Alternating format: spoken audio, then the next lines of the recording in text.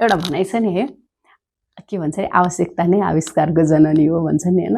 अब जरुरत परेपछि त गर्नु पर्यो हैन।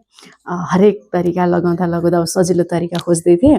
अनि त्यस पछाडि के हेरेँ भन्दाखेरि अब त्यो चाहिँ अब युट्युबमा गएँ। अब कसरी इजी निकालौँ भनेको यो हेयर ड्रायर हेर्नुहोस् है यसको युज। अरू बेला त हामी कपाल पार्छौँ नि हैन, त्यो आज बल्ल यसको युज हुने भयो कि। अब यसलाई चाहिँ म ट्राई गर्छु ल। यो चाहिँ पनि पानीमा भिजाएको थिएँ। रुक्नुहोस् है त, म यो गरेर देखाउँछु ल। हजुरलाई पनि काम लाग्छ है यदि घरमा चाहिँ हेयर ड्रायर छ भने चाहिँ।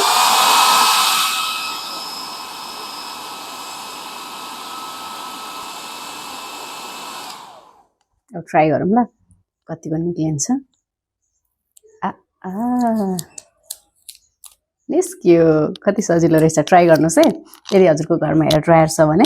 अब यो चाहिँ ट्राई गर्न सकियो। अनि अलिकति थोरै हो कि जस्तो ग्लु छ नि त। अनि यो ग्लुलाई चाहिँ हामीले यसो गर्यो भने यो चाहिँ ल सटक्कै गयो कि। अघि यहाँ 2टा स्टिकर थियो, अब एउटा बाँकी छ। एकदम इजी हुँदो रहेछ। यसको प्रयोग गर्नुहोस्, काम आसान।